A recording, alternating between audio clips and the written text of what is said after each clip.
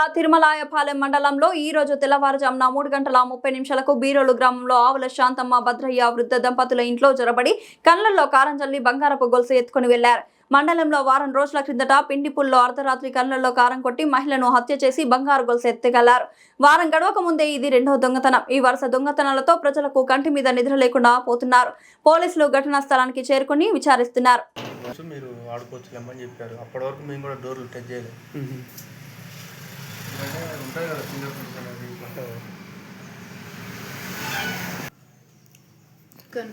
ఇట్లా వండుకుంటే మొత్తం కారం మొఖాన్ని పోసి గుంజితే నుంచి పోస్తుంది.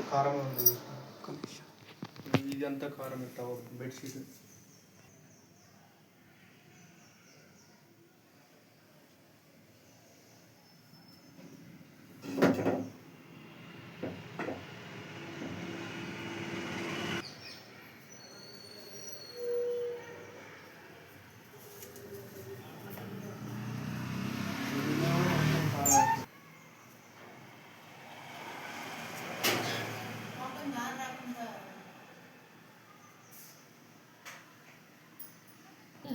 వస్తుంటే లేచిన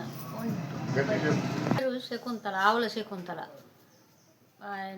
1 గంట రాత్రికి లేచి ప్యాసుకు పోసి వచ్చి తలుపు పెట్టి గోలిటం పెట్టిన పండుకున్న 5 నిమిషాలకే గోలిటం తీసుకొని వచ్చిండు. కళ్ళల్లో మొఖాన కారం చల్లిండు. ఉడబిక్కొని పోయిండు. మా ఆయనకు చల్లిండు, నాకు చల్లిండు. చల్లి ఉడబిక్కొని పోయిండు. తాడు 2 తులాల తాడు 2:30 పుస్తలతో 2:30 జరగలే, ఎప్పుడు జరగలే. నా కండ్లకే కొట్టే అసలు కండ్లకు ఆరం రాకుండా కారం కేజీ కారం తెచ్చిండు. మా ఆయనకు పోసిండు కానీ మా ఆయన హెల్మెట్ పెట్టుకొని వచ్చిండు. ఆయన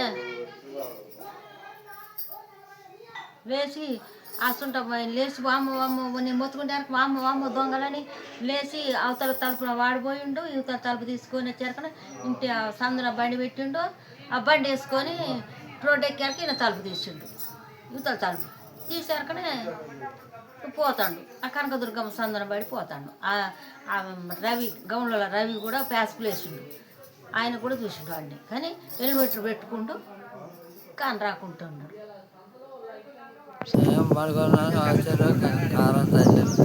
కారం చల్లితే నేను ఇట్లా అనుకోవాలి, చుట్టాలు తగలుతుంది కదా, ఆ బూడిద పడుతుంది ఏమో అనుకున్నా.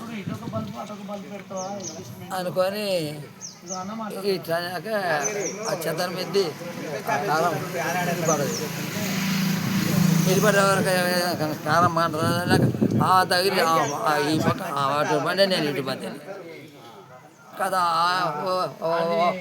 అని మొత్తుకుంటుంది.